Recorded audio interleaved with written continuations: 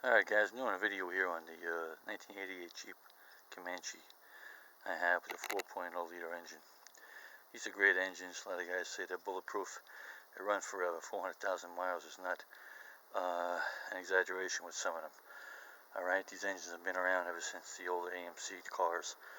But they do have a couple of shortcomings. One of the biggest ones being the heating cooling system. Okay, this has what's called a closed system. The top radiator hose, no radiator cap.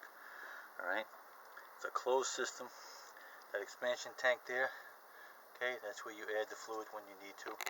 Alright, it's got a crazy,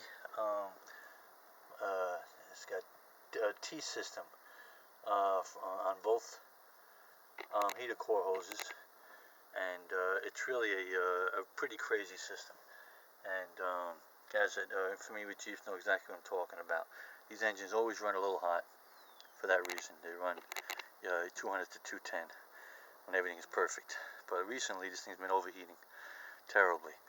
I start it up, it'll idle 10-15 minutes, then it'll go right up to 250 and overheat. So one thing at a time, been eliminating things. As you see, brand new expansion tank, new cap, new thermostat housing, new thermostat obviously, new clutch fan on the fan, brand new clutch fan.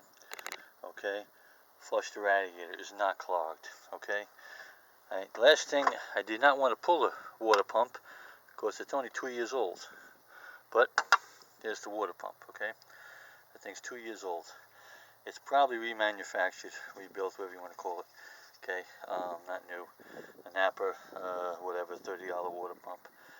Okay, less than 2 years, less than 20,000 miles. Okay, and it was a tiny little bit of free play in it, wobbling it side to side, almost unrecognizable. But what caught my eye was this. Look at the impeller. See those marks on the impeller? Those scratch marks, those dark gray marks on the impeller. Okay, that's what caught my eye. I believe it was ever so slightly dragging on the engine block, maybe by a thousandth of an inch, but that would make sense why at idle I had no heat, but when I took off and it got a little more power spinning it, it had heat, and it got worse and worse, and I believe that's what caused it. You can actually almost see a tiny little, almost looks like a hairline scratch there. But at any rate, despite the fact that it's not wobbly, I believe I have found the culprit. So, and looking at the block, I actually did see some marks on the block. I can't show you now, it's dark in there. But I actually did see some markings on the block down inside there. Pretty dark, can't see it. That also didn't look right. So that's the situation.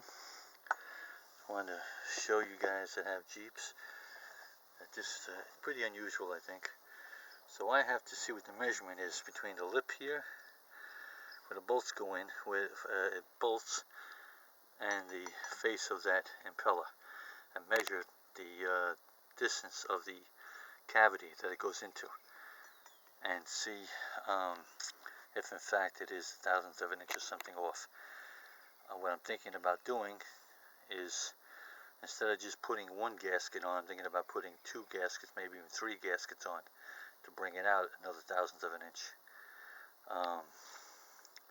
It was not making any noise, so I don't believe it was scraping violently, really, but it definitely was scraping. You can't deny those scrapes on that impeller. So I believe it was dragging. It was not working properly. That's what the problem is. So again, it's the Jeep 4.0 engine. This is a 1988 Comanche. Same engine on many of the Comanches and the Cherokees and others.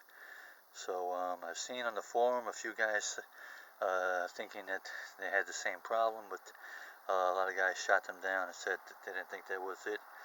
But at any rate, I'm not going to buy another rebuilt one. I'm going to try to get a brand new one, try to get a heavy duty one, that has a little more output, and see if that that helps me out more.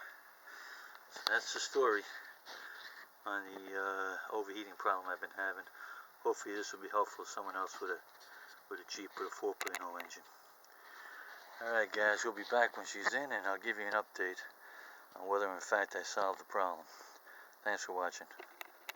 Book 'em, Daniel.